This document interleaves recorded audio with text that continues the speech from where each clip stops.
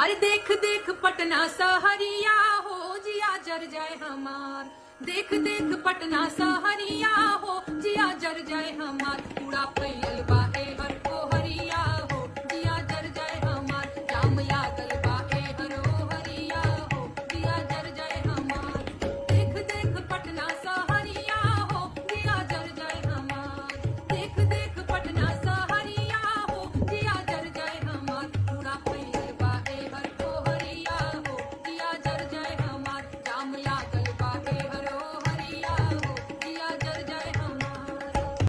Hello दोस्तों, नमस्कार। मैं पिंटू आर्यन, आपका भाई, और आप देख रहे हैं जोश बिहार। दोस्तों मैं बता दूं कि जोश बिहार नेहा सिंह राठौर का लगातार मैं वीडियो लेकर आ रहा हूं आप लोगों के सामने, और वो लगातार मोदी सरकार को ट्रोल कर रही है। दोस्तों मैं बता दूं कि लोगों ने भी काफ़ी पसंद करते हैं नेहा सिंह राठौर के गाने को।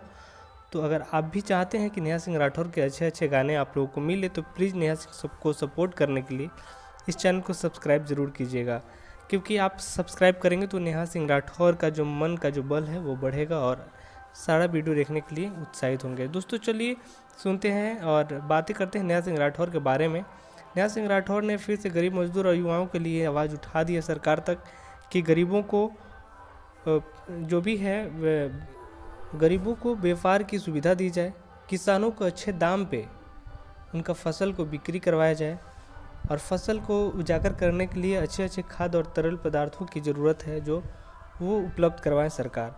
जी चलिए चलते हैं, इस वीडियो को देखते हैं और फिर बातें करते हैं, और भी बातें करेंगे इस वीडियो के अंत में। अरे देख देख पटना सहरिया हो जिया जर जाए हमार। देख देख पटना सहरिया हो जिया जर जाए हमार। पूरा फैलल बा